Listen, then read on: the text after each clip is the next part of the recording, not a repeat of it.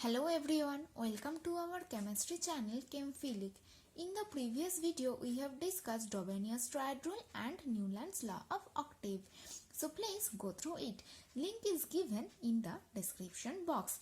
Today, we are going to start the Mendeleev's periodic table. So, the first meaningful and remarkable contribution in the field of classification of elements was made by the Russian scientist Dmitry Mendeleev in the year 1869. So, Mendeleev used a broader range of physical and chemical properties of elements as compared to that used by Newland, Dobeniers or even Lothar Meyer. And on the basis of these studies, he developed a law. This is known as Mendeleev's periodic law. What is the law? The statement of the law is the physical and chemical properties of the elements are the periodic function.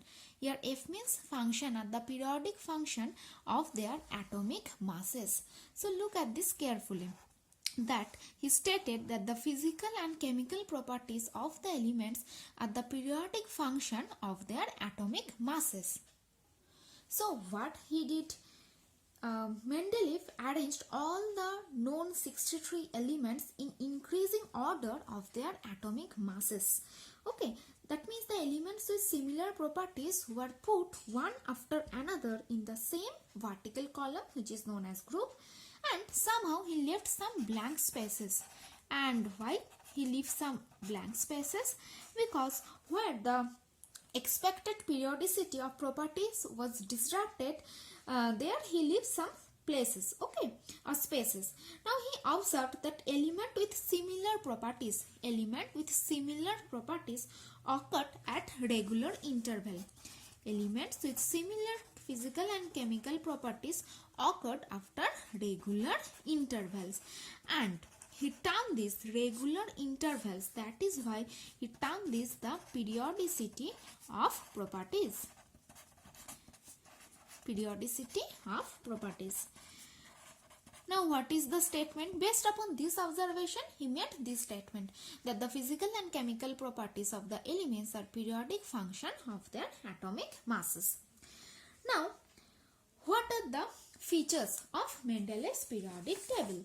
So here, this is the Mendeleev's periodic table. Hope you can see. Okay. So, Mendeleev's periodic table contains the vertical columns. These are the vertical columns which are known as the groups, and some horizontal rows. These are known as the periods. Okay, these are the horizontal rows. These are known as the periods. So there are all in 8 groups there, and each group, as you can see, is subdivided into 2 parts, A and B, A and B, A and B. Okay. So, and group 8 has no subgroup. Group 8, it has no subgroup. What are the merits or what are the advantages or contribution of Mendeleev's periodic table? So the first contribution was that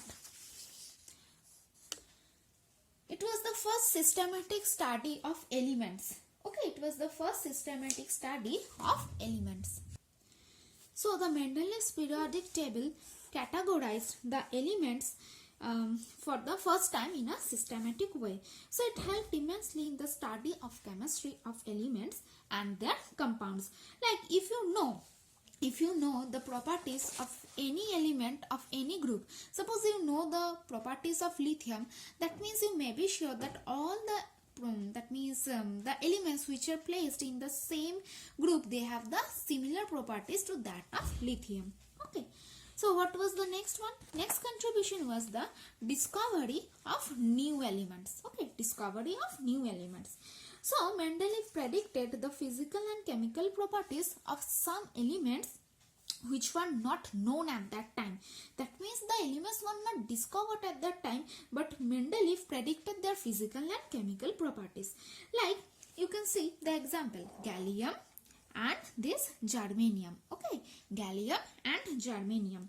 So Mendeleev named this element as eka aluminum and eka silicon because he believed these elements were not discovered at that time, but he believed that the properties of gallium will be similar to that of aluminum. Okay, that is why he termed this element as Aka aluminium, and they believed that the properties of germanium would be similar to that of silicon because they are placed in the same group. Okay, so he termed this as Aka silicon. So this was the most remarkable contribution of Mendeleev's periodic table. Now what is the third point? That the correction of atomic masses. Correction of atomic masses. Now Mendeleev was able to correct the atomic masses of elements like gold, like Au, and platinum, Pt. Okay, by placing these elements strictly on the basis of similarities in their properties. Okay, he placed the elements like gold and platinum strictly on the basis of their similar physical and chemical properties, and this is the way that how the incorrect atomic masses of gold and platinum and many other elements like beryllium, this was corrected. Now these are all the merits, but still there are some demerits or some cons of Mendeleev's periodic table. So what is that? Now look at the first one.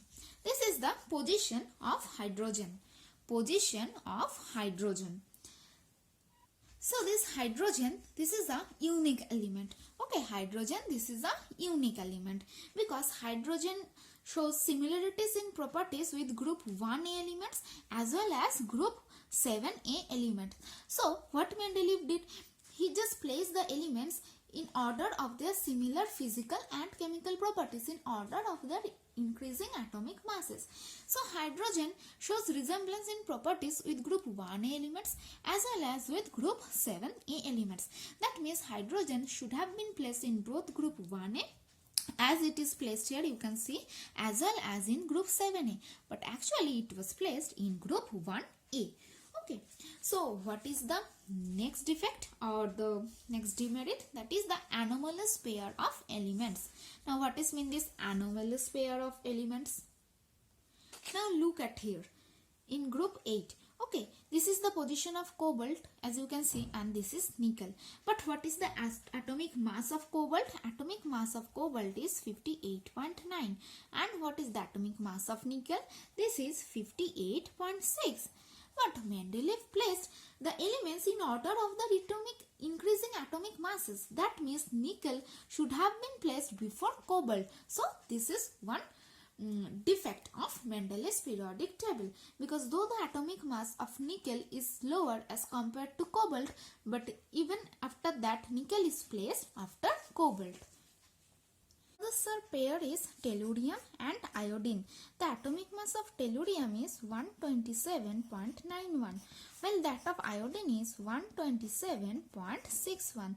That means iodine should have been placed before tellurium, but actually he did the reverse thing. That means tellurium with higher atomic mass is placed before iodine. So now what is the next difficulty?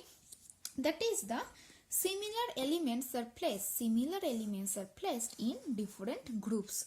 Okay, that means elements with similar physical and chemical properties, they are placed in different groups. Like the properties of gold, Au, and platinum, this is similar because they are inactive. Okay, because they are inactive elements. But see what are their positions. The gold, this is placed in group 1b. The gold, this is placed in group 1b. And what is the position of platinum? Platinum is placed in group 8. Okay, so though they have the similar properties, gold and platinum, yet they are placed in different groups. Now the next one is that dissimilar elements, they are placed in same group. That means those elements who don't have any similarities in properties, they are placed in the same group. Like in group 1, what you can see, this is the position of copper, and here this is Ag, that means silver.